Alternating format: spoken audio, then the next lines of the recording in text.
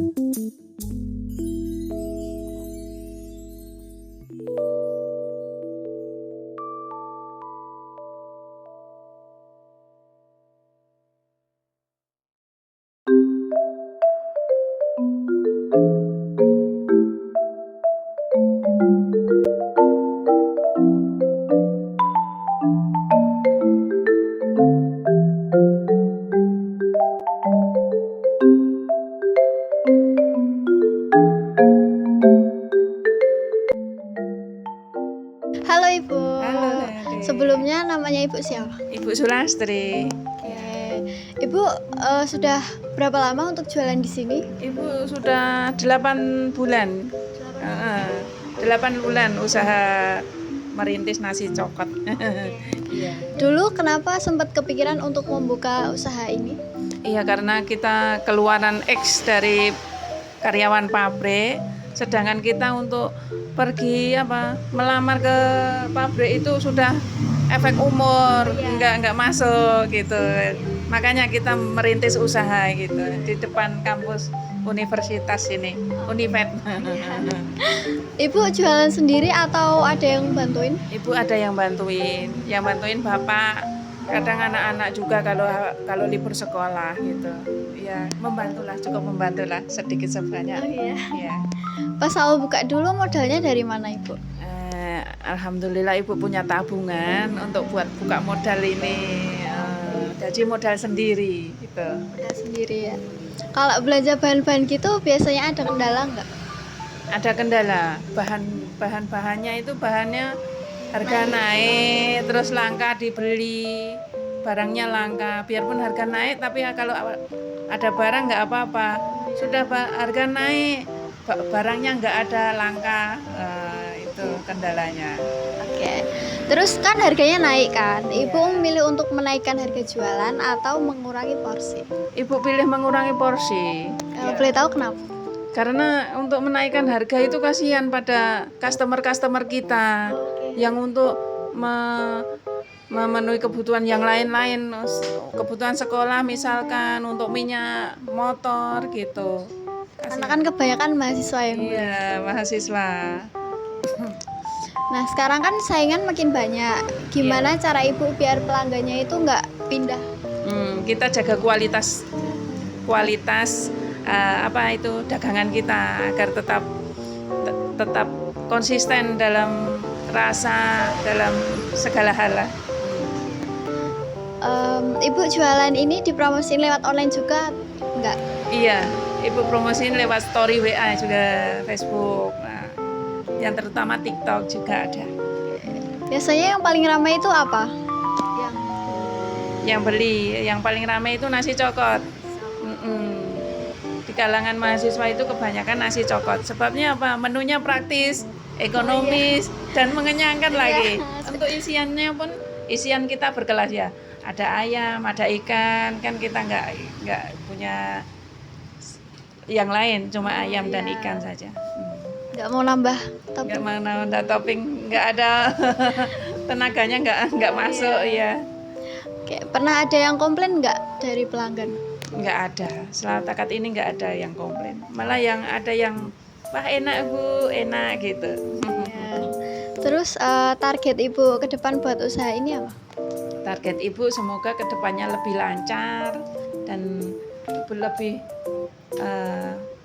sukses lagi untuk kedepannya. Syukur-syukur nanti bisa buka cabang baru. Iya. Terus yang terakhir yang bikin Ibu tetap semangat untuk jualan itu apa? Kita tetap semangat untuk jualan karena kita punya cita-cita ya, terutama untuk memenuhi kebutuhan kita sehari-hari, itu aja. Terima kasih Ibu. Iya, sama-sama. Nah teman-teman, jika kita kaitkan hasil wawancara tadi dengan materi, proses pengambilan keputusan yang dilakukan oleh ibu pemilik usaha ini sebenarnya sangat menarik untuk dianalisis.